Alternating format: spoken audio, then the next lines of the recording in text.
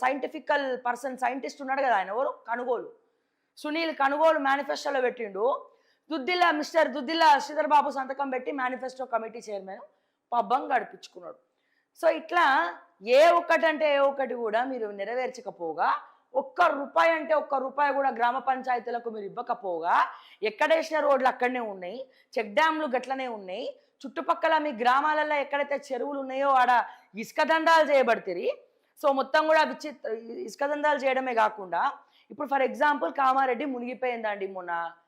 మరి రేవంత్ అన్న వస్తాడు కామారెడ్డికి, అది కూడా మాలాంటి వాళ్ళు ప్రశ్నించిన తర్వాత రింగులు తిరుగుకుంటా ఏరియల్ సర్వే అని హెలికాప్టర్లో తిరుగుతాడండి.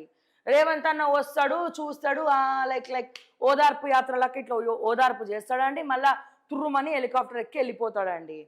సరిగ్గా వచ్చే టైంకి రేవంత్ అన్నకి రోడ్లు ఖరాబ్ అయిపోయి ఉంటాయి, మిగిలిన మంత్రులందరికీ రానికి రోడ్లు బాగానే ఉంటాయి, కానీ మరి రేవంత్ అన్నకి రోడ్లు బాగుండవండి.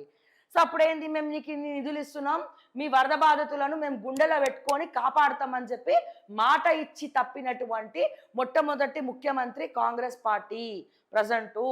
ఈ ఎవరైతే వరద బాధితులు కామారెడ్డి జిల్లా ఫర్ ఎగ్జాంపుల్ మునిగిపోయి ఉందో గ్రామాల్లో, గ్రామ శిబిరాల్లో ఇప్పటి వరకు ఒక్కటంటే ఒక్క రూపాయి కూడా మీ ప్రభుత్వం తరపు నుంచి వాళ్ళకి వెళ్ళలే.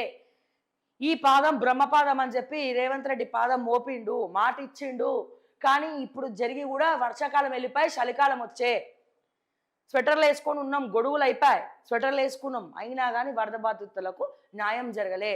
ఖమ్మంలో తుమ్మల నాగేశ్వరరావు ఉంటాడు, పొంగులేటి శ్రీనివాస్ రెడ్డి ఉంటాడు, బట్టి విక్రమార్క డిప్యూటీ ముఖ్యమంత్రి ఉంటాడు, కానీ గత సంవత్సరంలో ఖమ్మం వరదలలో కొట్టుకపోతా ఉంటే, బురదలలో కొట్టుకపోతా ఉంటే, ఈ సోకాల్డ్ ఖమ్మంకి సంబంధించినటువంటి మంత్రులు ఎవరు కూడా అక్కడ పోకపోతే, ఖమ్మం ప్రజలందరూ కూడా రోడ్ల మీదకి వచ్చి గొడవ పడతా ఉంటే, ధర్నాలు చేస్తూ ఉంటే, అప్పుడు పోతాడండి రేవంత్ రెడ్డి సూపర్ స్టార్లకు పోయి మాటిస్తాడు. కానీ ఆ మాట ప్రకారం ఏంది, బాలకృష్ణ కూతురు దగ్గర డబ్బులు తీసుకుంటాడు, సెలబ్రిటీస్ దగ్గర డబ్బులు తీసుకుంటాడు, కంపెనీ వాళ్ళ దగ్గర డబ్బులు తీసుకుంటాడు. కానీ నేను అడుగుతున్న రేవంత్ రెడ్డికి చెప్పే దమ్మున్నదా, బట్టి విక్రమార్కకి లెక్కలు చెప్పే దమ్ములు ఉన్నాయా?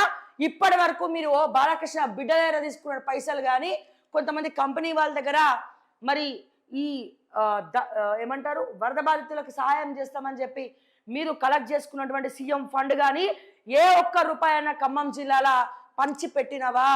ఏ ఒక్క రూపాయి అన్న ఏ ఒక్క కుటుంబానికైనా వచ్చిందా అనే సమాధానం బట్టి విక్రమార్క ముఖ్యమంత్రి రేవంత్ రెడ్డి గారు చెప్పాలి. ఇప్పటి వరకు రైతుల్ని పట్టించుకోలే, వరి ఎండిపోయింది, వరి తడిసిపోయాడైంది, ఎండిపోయింది, క్వింటాల్ కొనమంటే కొనలేదు. మరి ఎందుకు వేయాలయ్యా మీకు ఓట్లు? ఎందుకు వేయాలి?